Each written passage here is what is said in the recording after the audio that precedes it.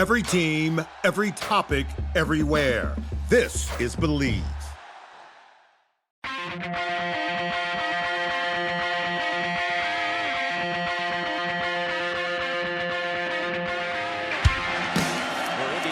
First down at 10 at their own 10-yard line. Tevin Coleman with some running room.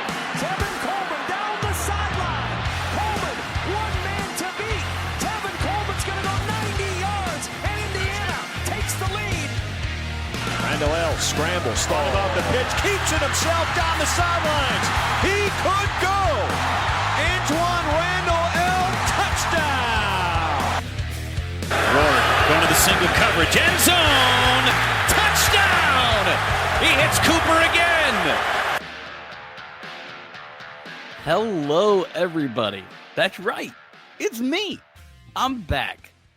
People are either rejoicing or immediately turning this off. But this is me, Brandon, back for episode 250. Holy cow, 250,000. That's at least 250 hours worth that we've all spent together. Seth, how does that make you feel? Old. No, like it's awesome. We either should be best friends or worst enemies. Like after spending that much time talking to someone about one particular topic, I won't make you answer what that is, but that's an overall big number. Yeah. 250 episodes. You got invited to the birthday party this year, so like I did. I'm so excited because I'm a little older in age. I don't have any bachelor parties. I don't have any destination weddings. No, this is done. my trip. So I'm gonna have to keep myself in check because it's like the only time I'm getting away all year. We've almost turned this into an annual, so like, I mean, if you fit in, you get in. I mean, this is a little bit of a tryout, a little 10-day contract. 4-day technically, but yeah, we'll see how it goes. All right. What we're doing today, guys, is not talking about Seth's and I's social life. What we're talking about is we're previewing. I'm a little rusty. I haven't podcasted in about 2 months. Previewing Illinois, who is supposed to just be their college football playoff. They're fringe. Yeah. They're top 10. They're Heisman candidate. Yeah. And then I'm coming back strong, Seth. I'm just going to get out of the way now. I'm not high on the Illinois football team. And I think I have some strong points to it, and it has nothing to do with Indiana. This has nothing to do with Indiana. And I think the subtractions are significant. Oh, yeah. So that's what we're going to use the next hour to chat about is the Illinois football team. We do a schedule preview every year. If you're new with us, we break down every opponent.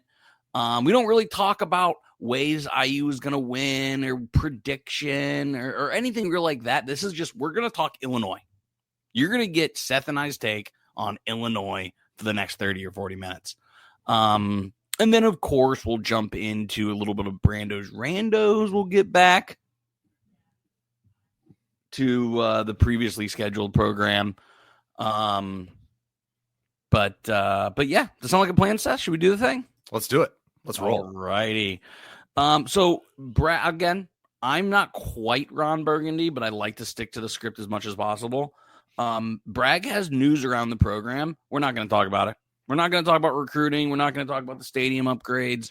But I think we may have a special pod strictly for that because SIG has a top 25 class on top of a top 15 transfer portal team, on top of some serious stadium renovations coming in. And I want to talk about season ticket sales too, because that's impressive as well. So we'll have an entirely separate podcast about that here later. But let's get into game 4, Seth.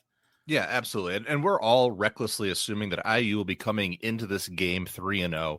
We went through the games last week, and we all anticipate that being a pretty, again, I hate using cakewalk. I don't want to say rollover or any of those things, but they're all essentially bye games. Yep. So let's buy that W. Yep.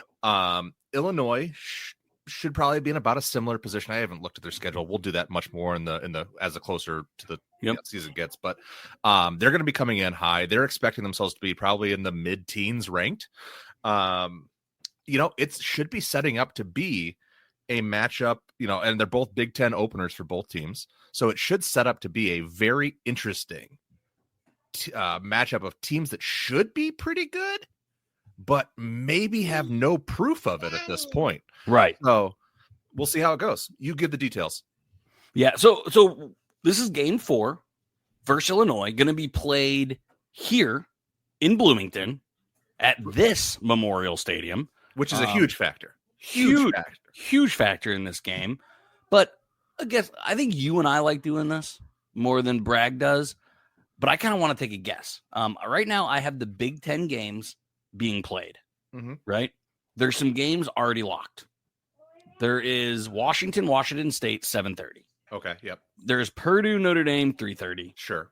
There's Michigan, Nebraska, 3:30. That's a surprise. Interesting, yeah. I would have thought that would have been big noon. Yeah, especially going up against Notre Dame and Michigan, similar markets. Yep. Oregon State will be the night game. It's not decided yet. So there's pretty much 3 options for big noon, and I think it's fairly obvious. Maryland, Wisconsin, both teams project to be 500 at best. That won't be big there's noon. no sex appeal. Michigan State, USC, but it's in California. That won't be noon. They can't do a 9 o'clock kickoff in LA. This game, I think it's a slam dunk big noon with the entire crew. Yeah. In Bloomington. Yep. I could definitely foresee that. I think it's going to be an absolutely electric, because again, 3-0, as you mentioned, coming off a huge season last year. I think this is going to be a pretty raucous environment, which I think absolutely plays to Indiana's favor. And there's not enough sample size to say if there is or there isn't. But do you think the crowd played a factor last season? Or is that just Indiana hopeful? Like you guys marginally. I would say not having completely empty stands. Yeah. Not being able to hear the baby talking during the game. I think that's a huge plus, but I think that they still have to take the next step in really having that crowd and atmosphere where you're impacting. Not a lot of false starts, not a lot of delay of games, those kind of things that are symptomatic of a really hostile environment. Yeah. I mean, so we're looking at big noon, first test, right? And it's going to be September 20th. The weather should be beautiful. Right. Beautiful. Bragg had a little jab. He's not on this podcast today, so I'm going to talk shit. He just goes, $100, you're not going to this game. Not a chance in hell I miss this game. You guys know I'm a bit fair weather. September 20th at noon is perfect. If this game was mid-November, I don't know. But both teams should be top 15. Mm-hmm. If not top 10, if there's some chaos. Sure. Right? I'm back. That's what I said. I'm coming back in typical Brandon fashion. I think this might be the most important game of the year. Oh, it certainly is. It is a tone setter. It is a factory made, served on a platter. Let's mix metaphors all day long. It is absolutely what you want to be teed up to say, we're 3-0. And I looked at Illinois. It's Western Illinois, Western Michigan, and Duke. Sorry, Duke's second. And the Duke's on the road, which will probably end up being a tougher game than normal. What they have Mensa, who's the quarterback, the Tulane transfer. So that might be a tougher game than expected. I love Mensa. Yeah, I do too. He's a great video game player too. But yeah, it's just one of those things where this is a pivotal. If both teams come in 3-0, both teams ranked in the top 16, top at least. Big noon. This is a momentum. It's that avalanche game. It's things can. It's like, oh, we beat a bunch of cupcakes, and then we finally faced Illinois, and we got exposed, and then the wheels start coming off. As we've seen for years. Or they win. It's like, oh, we are the team we think we are. Oh, those cupcakes in the preseason or non-conference. Sorry, not preseason. Yeah. Hey, that got us right. That prepped us right for Big Ten play, and now we're here. And we just beat a top 16 team. Yep. What do you think about that? Yeah, exactly. Again, and especially Illinois being the media darlings. We'll jump into that a little bit later. Is still such a funny. Yeah, we'll talk more. Yep. We'll talk more about that. But let's move it on a little bit here. Series history, not great.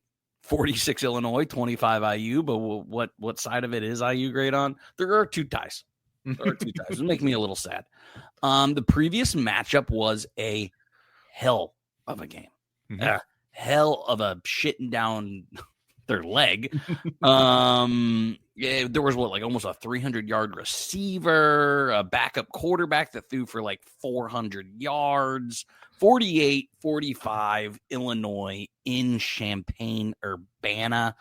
I remember every bit of that game. That was the Ball State transfer, right? I'm unfortunately wearing a Ball State football shirt right now. It was the Ball State transfer.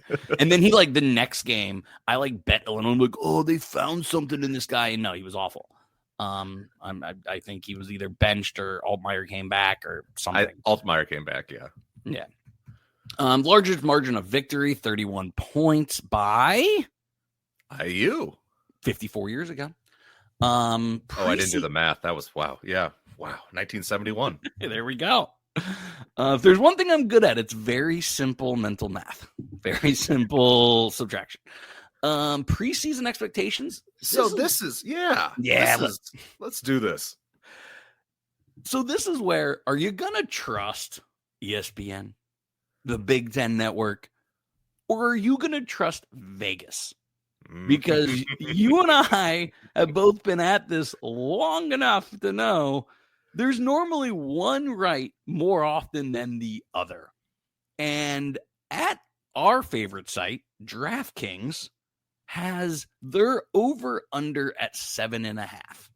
But every single preview, College Football Network, Yahoo, On3, I read so many of these silly previews. They all have Illinois beating Indiana. How is the win-loss at 7.5? The math doesn't make sense. I've been seeing a lot of predictions in the 9. That's where I've been seeing a lot of fringe playoff. A lot of they might be fighting for a Big Ten championship game spot. But then I'm looking at the schedule now. 7.5 looks a hell of a lot more realistic than 9. Yeah. And that's granted, we'll give them Duke. We'll start them out 3-0 at Indiana, home against USC. And again, USC is always going to have athletes, so there's always going to be a chance. Their cross-country flight's tough. At Purdue, that should be a cakewalk, whatever. But they always play them tough. It's always a fascinating game. I've been to 20-some out of those games. Ohio State at Washington. At Washington's. Yes. Tough. Rutgers. At Wisconsin? Yeah, and then Northwestern and Maryland. There's a lot of 50-50 games in there. You're hoping on a lot of coin flips. And what does coin flip math tell you? 50 turns to 25, turns to 12.5, turns to 6.25. Look, I can do a little bit of quick math too. Now you're showing off. There's a quick breakdown as to how the hell you're going to win a lot of 50-50 games to get yourself to. And we're not going to break into probability. The chance that they win all those 50-50 games is pretty dang low. Yes. So at least Rutgers and Maryland, Northwestern are at home. So, I mean, there's more of a chance there, but it's still, you got to show up and you got to be healthy too. They've had some injury issues over years. So long story short, what I think we're both saying is I'm not buying the media hype that seems to be percolating, because what I'm going to is they think, they being Vegas, because the over is the favorite. It is. Mm-hmm. I just looked it up. It is -165. So Vegas does think there's 8 wins, but conversely, they think there's 4 losses. Right. So who are those losses going to be?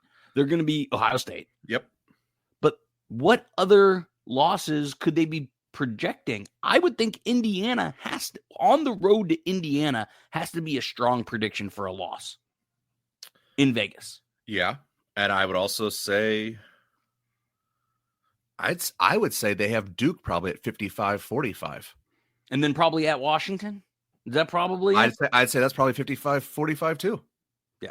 And then probably Wisconsin's the other one. And anyway, what I'm saying is, if we're looking at probability of loss, you see that all the time this year, right? Whether you're looking at the Ford chart or the Walter football chart, or who's the Connolly? Yep. Bragg hates him. I would bet they have Illinois projected to lose in this. Yeah.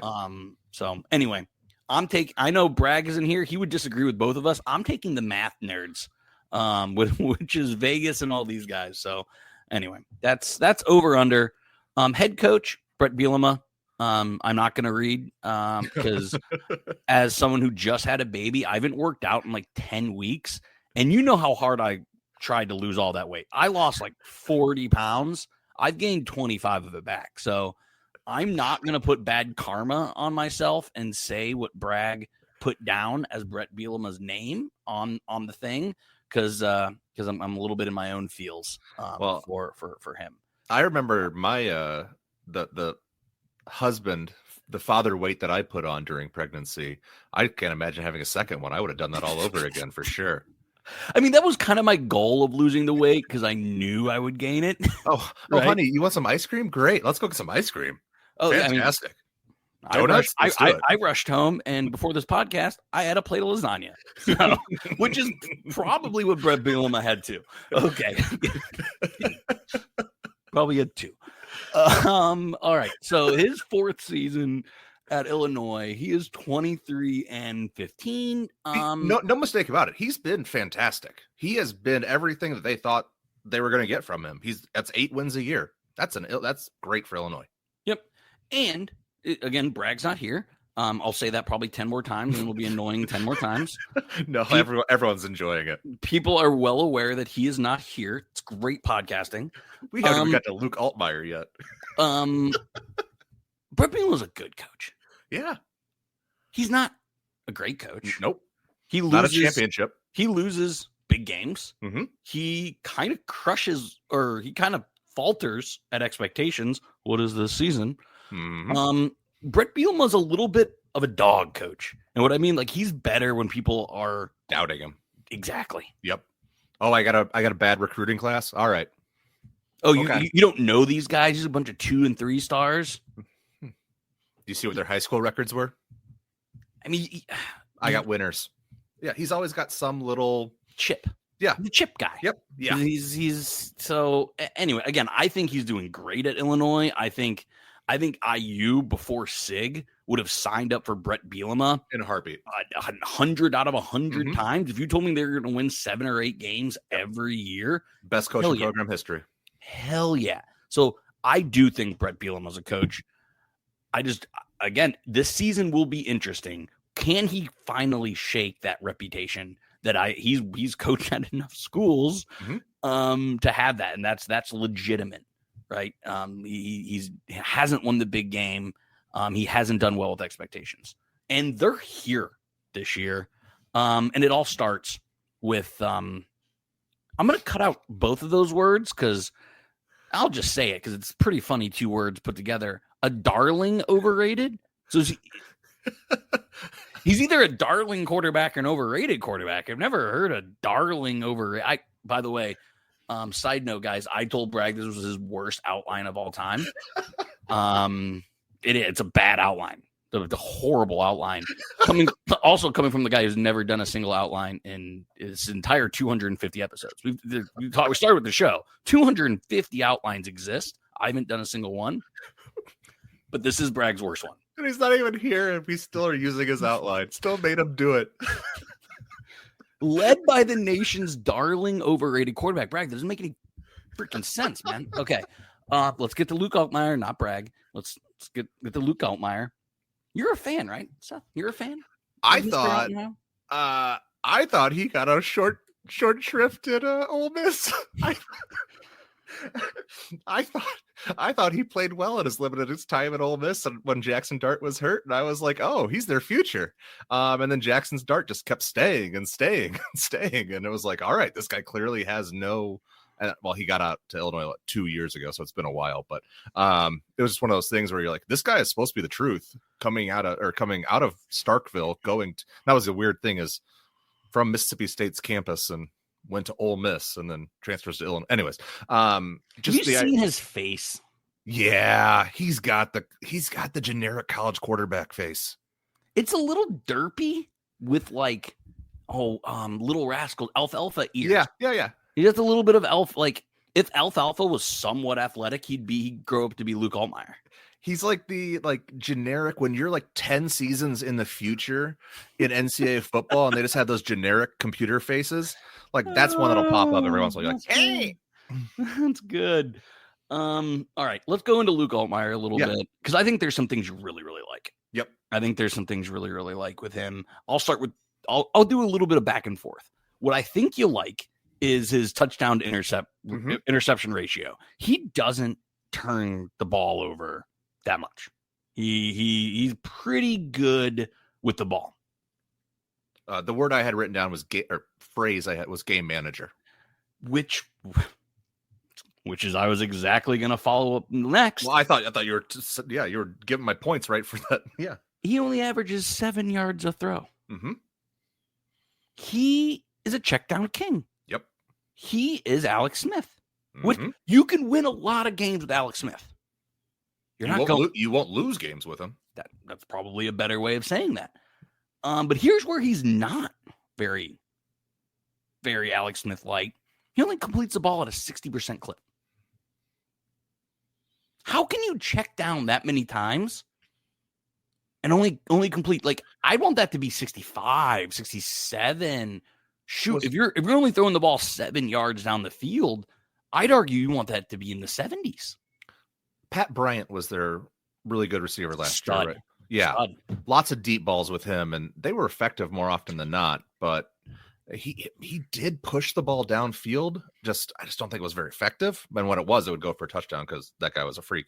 But yeah, there's just some inconsistency there. What I really like about him is competitiveness. I think he's a guy who always has a puncher's chance. Because he doesn't lose the game for you, he'll find you late in the fourth quarter down by 4 with the ball in his hands. He's always going to make the play to win the game, but he'll put you in a position where you could potentially win the game.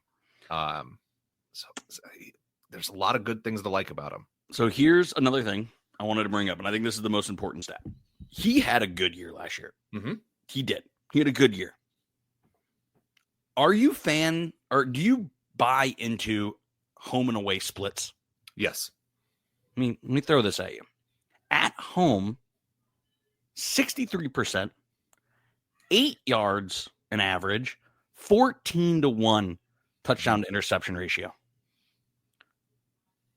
Away, 58% completion percentage, 8-5 touchdown to interception ratio, takes 16 sacks. Do you know who he reminds me a lot of? Who did we just talk about 10 minutes ago? Who's his coach? Brett Bielema. Really good preparer. Gets you ready. Gives you a puncher's chance. Not going to overwhelm you. But hasn't won the big one yet. So he might turn into it this year. There's a lot of hype around him. I'm not 100% sold on him being on the Drew Aller, Arch Manning kind of prospect level. But he can win you a hell of a lot of college football games. I'm going to go into this a little bit more because I know you and I are stat nerds.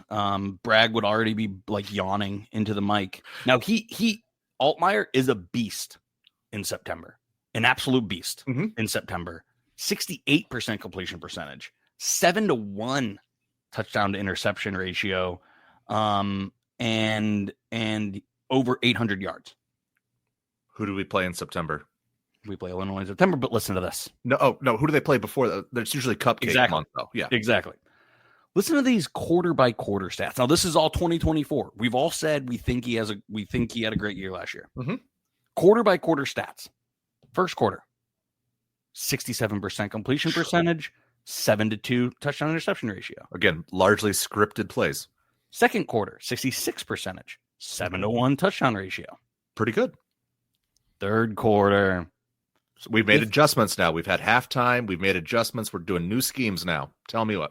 55% completion percentage. Okay. 3-1 touchdown. Still not turning the ball over though. So not as effective, but not. Fourth quarter, which I think we all agree this game will be a fourth quarter game. Yeah. Oh, absolutely. 51%. Ooh. 3-3 touchdown to interception ratio. Like I said, you got a chance. 11 sacks. He took 11 sacks in the fourth quarter, which is indecision. That means when the game is on the line, 3rd and long, he's not throwing. He doesn't want to check down. He didn't want to check down. He's just eating the ball. Yep. So, home stats, he feasts. Away stats, shaky. First half of games, he rakes. Good. Second half of the game, which I think we all agree, A little more shaky. a little bit more shaky, and we think this is where this game is going to be won and lost. Last stat that I wanted to give you. Then we'll move on from Mr. Altmaier. His play against AP top 25 teams. Oh boy. 60% completion percentage. Not bad. A little low under his average, but 7 to 4 touchdown interception ratio. okay.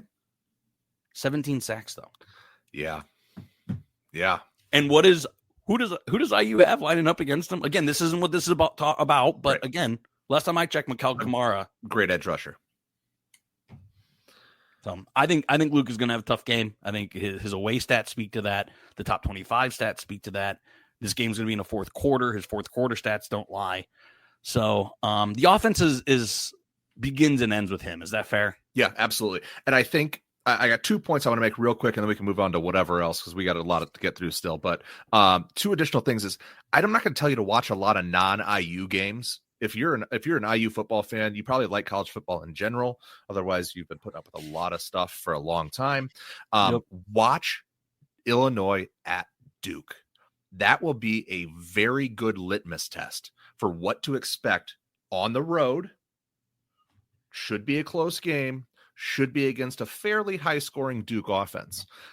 So there's a lot of similar. Obviously, IU should be a better quality football team overall, but you'll be able to see how they travel, how he responds to a team that should be able to make some pretty good adjustments, at least more so than Western Michigan or Western Illinois, and how he responds and how the team responds to that game. So watch that game. And then the other thing is, what weapons does he have around him? There we go. There are a lot of big-bodied receivers on their roster. There is a lot of 6'3", a lot of 6'4". There's a lot of 5'9s and 5'8s too, but there's a lot of big-bodied dudes. I don't know if they're any good. A couple from West Virginia. I think they're brothers. Clement, yeah. Yeah, and his brother. They've got dudes. I just don't know if any were going to good. And, I don't know if we knew Patrick Bryant was going to be a stud last year. And then they have the guy, what's his name? Keegan Fegan? The Keegan big Fegan? 250 fullback dude. Who every year starts out guns blazing. And I'm like, oh my God, this guy's going to be a stud. And then midway through the year, he either gets tired, which I think happened his freshman year, or he got injured one year as well. So he ends up getting kind of split carries then. So it's like, if it's still September, so it's early, so he might still have a lot of, tread on the tires at that point, may not have had the injury bug hit him. He's an absolute monster, even in the open field at 250. Yep.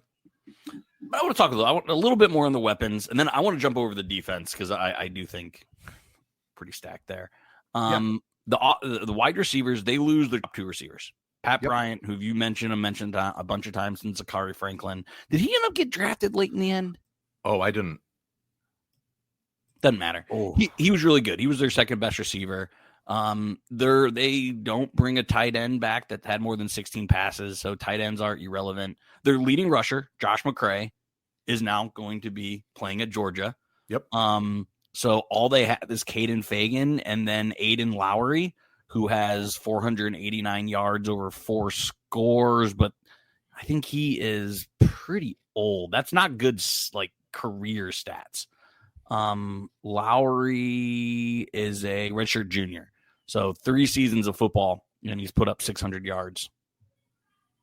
Doesn't exactly. They've had a bunch of running backs. Was it Reggie Love and Reggie Love was amazing. Chase Brown. Yeah. So they've had a bunch of backs. So this is where I do think their line is incredible. They're going to have 2 all Big Ten players. Their center is going to be playing on Sundays. Yep. So I think that helps. Again, I just gave all the stats, but when I remember Luke Altmaier getting sacked, it was never because of his line. He likes to roll to the right. Yep. He likes to roll to the left. He likes to do a Kenny Pickett spin in the pocket. Actually, Kenny Pickett and Luke Altmaier are actually pretty similar dudes. Which that's not a good thing for Luke Altmaier. So again, their line's going to be incredible, but I think Indiana's defensive line is a strength. So I think that'll be the most interesting play. They might have another Pat Bryant emerge, but will it be in game 4, Seth? Like, will the Duke game be enough for a surprise guy to come out of nowhere? I don't love their offense. I don't. I think it's an average offense with an above average quarterback. Yeah, and I'm looking at, I'm trying to figure out, is Hudson Clement, is the other Clement brother, is, which one is it gonna be? They have, and I was gonna say this about the defense, and I will again, they have guys who have bodies, who have, you look at them and you're like 6'4", 190, 6'3", 215. They've 6'5", 190. Maybe this Ashton Hollins guy, they just have guys up and down the roster, guys from community college who were a big deal at, again, they're the community college you've heard of, whether it's Hutchinson or Iowa Central, Pearl River. Oh wait, I guess that's a DB. Sorry, I switched those two up. But there's just a lot of those kind of guys who you're like, they've got some pedigree. I don't know if they're actually good, but they're they don't have an Omar Cooper. No, they don't have Elijah Surratt. No. Oh, Justin Bowick is the guy from Ball State, 6'4", 200.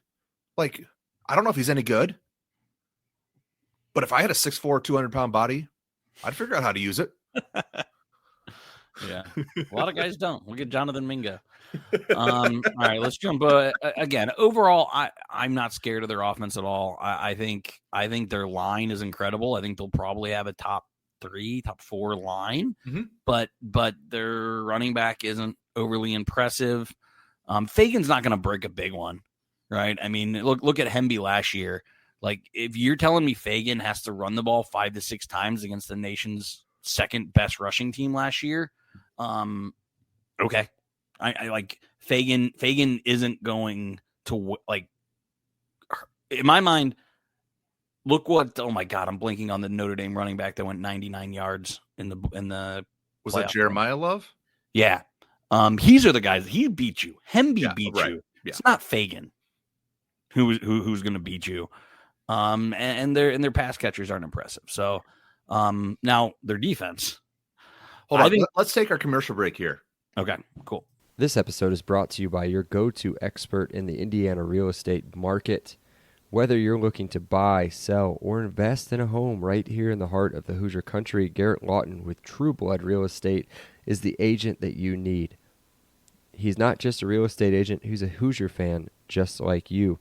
And Garrett knows Indiana inside and out, from Bloomington to Indianapolis and everywhere in between. Plus, his personalized service makes the buying and selling process smooth and stress-free. So if you're ready to make a move, give Garrett a call at 317-410-8851 or visit his website at lawton-realty.com. All righty, there we go. There's a nice word from our sponsor. Before we get into the defense here, Seth, can you tell I miss podcasting? Yeah. Can you tell? Oh, yeah.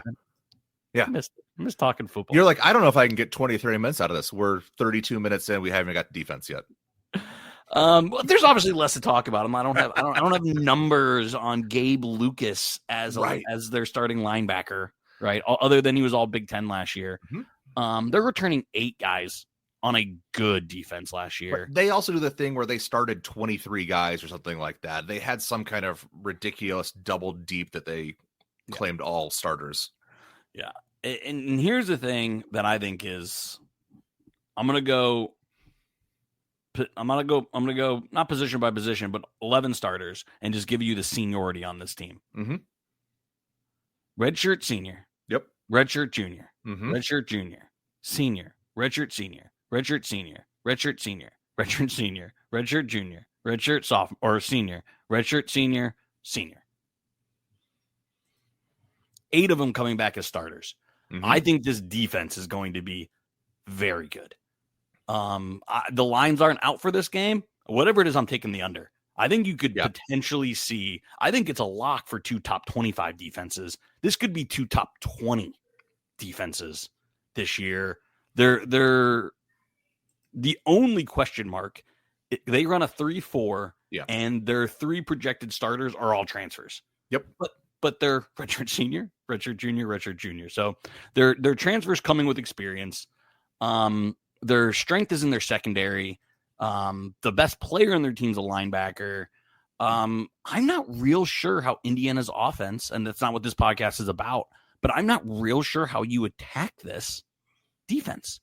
They are Other than just oversized in some spaces. So if you can get some small guys on some big guys, I mean, their outside linebackers rush ends are 6'5", 285. If you can figure out a way to, oh God, I don't know. There's just, you got to be creative. You absolutely are going to have to game plan your way to beat this team. You're not just going to be able to roll it out there like the other 3 games that we've talked about and say, oh, we're out athletic. We're going to out scheme. We're going to do everything better than you. Here, you got to pick and choose which fights you're going to win. Hopefully at the end of the day, you outpunch them. Yep. Yeah. So again, we'll talk more about like the ways and schemes, but I came away kind of surprised in my preview because all I heard was, oh, Brett Bielema, rushing attack, Luke Altmaier. I'm like, what running backs? Luke Altmaier's not that impressive. I came in like, oh, our offense might have a chance. Like, we're going to have to score points to beat these guys. I kind of like that was my initial thought before doing any research. And then I came out a complete 180 going, I ain't scared of this offense. And damn, this defense is pretty darn good. Yeah, I just what I'm thinking about more and more is this is one of those teams that's going to look really good getting off the bus. They have those intimidating offensive linemen, 6'7", 320. Defensive tackle, 6'2", 320. They've got guys of size up and down their roster. It's just a matter of how do they put these pieces together, and then they're trying to load up for a Big Ten that is run first, physical. There's a lot of teams that they're going to have really nice matchups. And again, I know we talked about like, oh, how are they going to get to 8 wins, 7, but there's going to be a lot of games they're going to have a puncher's chance in. That's why we said 50-50 games, because they're not going to be outsized in a lot of games. They're not going to be out toughed in a lot of games. And Brett Bielema and Luke Altmaier are going to do just enough to put points on the board. And, there's going to be a lot of 23, 22 games. Yeah, I think 3 yards in a cloud of dust can probably sum up Illinois' season this year. Because, again, I think their defense is going to be spectacular, and I think their offense is going to be underwhelming. But if it's offensive line and defense, that's the Brett Bielema special. It is. That's what it was at Wisconsin for somebody. But the difference is they had the running back to go with that offensive line. Yep. They didn't have great quarterbacks. They had serviceable ones, but they had that running back to pair with that offensive line. Chase Brown in the backfield. I know. Again, that's where I'm more. You talk about who's going to be the guy who emerges as the receiver. There's a very good chance that somebody else emerges as a running back. Who might be off our kind of radar, who ends up being like, oh, shoot, we got to watch out for this guy. And if that's the case, there's an element there that I don't know we have prepared for that might be an X factor in this game. But then again, IU might have the same thing. So it's just that's the fun of the unknown of being in the middle of June, trying to pregame a September matchup of the first conference game of the season. This is all dartboard throws, and I'm terrible at darts. We're just trying to make some logical predictions here about what we've seen and what past indicators. I feel like we're going off more numbers than vibes, though. Yeah. And that's why it's a good thing Bragg's not on here. Because Bragg is all vibes. Vibes. He pulls vibes off way better than you and I pull off. We can't pull off vibes. I'm pretty sure he's edited out our stats before just because he's like, nope, can't have stats in here. Nerds are gonna go crazy for that. Don't want them. Beat it out. Don't want them. All right. I got a few randos, a few about Illinois, a few not. Is there a fan base more needy than Illinois? On the basketball side, very few. On the football side, I feel like they're all kind of country bumpkins who want to fit in. And then you have kind of like the alumni, and it's a really weird kind of mix of like Because again, you always forget that everywhere outside of Chicago and Illinois is essentially just Indiana, like Western Indiana. So you have a lot of similar people. Again, not good or bad. I'm just saying similar types of people. Yeah. And they have this odd obsession that they always think they're so much better than they really are, even when they're good. They're like, "Oh, we're all time great." You're like, "No, you're like an 8-win team. Like, get over it." They're like, "Oh no, we're the best 8-win team ever." Yeah, exactly. That's where I get it. Basketball. They're like, we're the best 23-12 team in the history of the Big Ten. What are you talking about? Didn't the basketball team just like retire Kofi Cockburns and Ayo Desumu's, and then like they made it to like a Sweet 16. Oh, I didn't pay attention to that. If they did, that's a little. Yeah, Ayo Desumu and Cockburn, they retired their jersey, and like people were going like most underrated duo in the past 10 years in the Big Ten, and it's just like you just always hear that stuff from Illinois all the time. Yeah. Like, I mean, you got to hear it a lot on the basketball side. Yeah. Like, oh yeah. You don't want us. You don't want us at the what's their orange? It's State Farm. Oh, Orange Crush. Yeah, like you can't. Yeah. You got the paint crew. Well, we got the Orange Crush, and it's like you Which guys is so are lame. Embarrassing. You guys are embarrassing yourselves. Named after a largely defunct orange soda pop company. Cool. Yep. Here's one. You're the geography guy. Yes, my Western Indiana explanation of Illinois. It was amazing. As proof, yeah. Champaign-Urbana. Can you name 3 other hyphenated cities? Oh. Tough. I can name everything 2. I think of is like that's why I put the number at 3, because I know 2. They're not hyphenated. They're like, Wilkes-Barre, I don't think is hyphenated. I think it's just 2 words. Or everything else is like Troy Parsippany, where it's like, no, it's 2 towns. They're just really close to each other, and they call it like Troy Parsippany metro area. Yeah, man, I don't know. Winston-Salem, easy one. Oh God, yeah. I mean, this is tough. This is a tough question. Everything I'm thinking like Eau Claire, Sioux Falls, like I can't think of anything that's a hyphenate though. This is a cheapie. And I know there's a college like Ryan Lenore that's a hyphen. I don't know if that's like a city though. AI overview. This is where I got this answer. Why'd you do to this? Verify. Minneapolis, St. Paul. No, that's 2 different cities. That's just like Troy Parsippany. That's 2. Okay. All right. I'm gonna calm down. Anyway, Champaign-Urbana sucks. And now it's okay. So you're getting into my 1 sack, so I'll blow it here.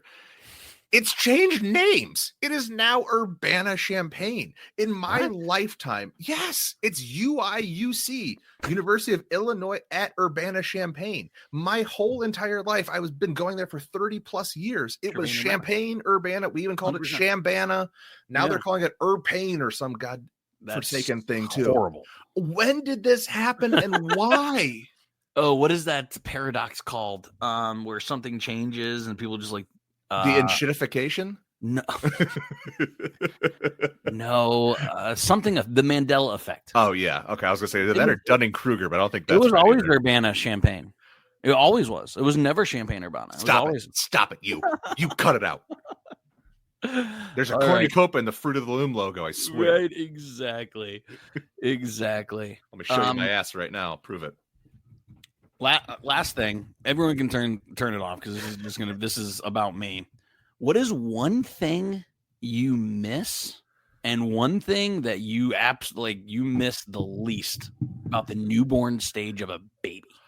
Oh, the thing wait, hold on. So it's what I miss and what I don't miss? Correct. What I don't miss is not knowing like what to do. Yeah. There's just so many. There's no communication. No, you're just fucking doing shit. Yeah. You're like, you cried. Is that good, bad? Does that mean you're full? You're I have no clue. You want to sleep? You don't want to sleep. Right. You want attention? You need to be left alone. Got it. Oh, you need quiet time? Oh, you need played with? You don't know. But the uncertainty, it makes you feel dumb. A fucking kid makes you feel, a newborn makes you feel the stupidest you've ever felt. And I can assure you that an almost 9-year-old also makes you feel stupid, but in a completely different manner. In that now he talks back to me and tells me what he wants, and I don't want to hear it. And it's like, the last thing that I want is you to give me your opinion on this. We're just doing it. No, but the thing I miss is like, and again, I still get some cuddles. Don't get me wrong. Like Father's Day just happened. He's been extra sweet to me lately. Whatever. But like those kind of like skin on. Oh god, that sounds terrible. No, but that you're supposed to. Yeah, that like skin on skin where you're just like, I'm watching a baseball game, drinking a beer, and I got my kid just on my chest. And he's snoozing, and as long as he doesn't throw up, and as long as I don't throw up, we're gonna make it through this. Exactly. And so there's that like really cute thing where they're like, you know, you get that pure cuddling where they're not fighting back. Now when you get it, they're like squirming on you, and you're just like, dude, just lay here for like 2 minutes. That's all I need. Give me 60 seconds, please. I had a rough day. Give me a freaking hug. Yeah, just pat my head a couple times. Tell me I'm a good dad, please. All right, everyone. Well, that is all we got here. Be sure to check out our pod on Twitter, on Instagram, at Happy Hour IUFB. Be sure to rate and review on all of our platforms.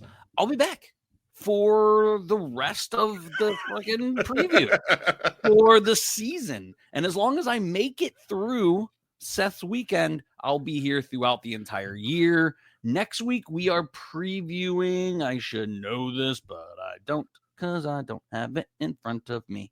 We will be previewing Iowa, another huge game. Oh, goodness gracious. At Iowa, that'll be another massive game. Bragg might show up.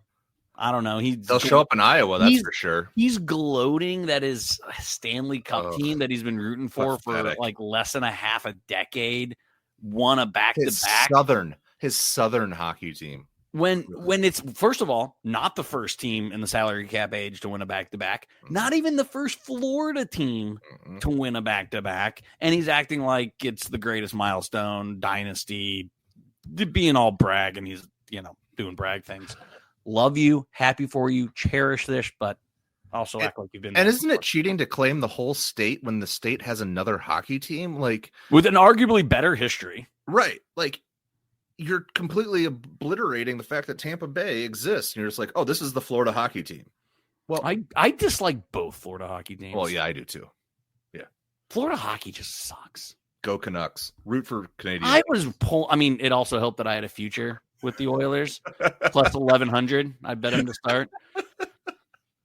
So that was another reason I was rooting for Canadian puck. But all right, anyway, you got a feed.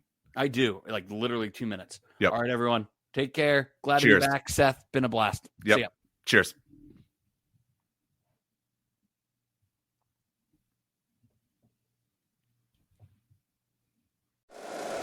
If you like the show, please take a moment to rate, review, and subscribe. It really does help the show to grow. Thank you for listening.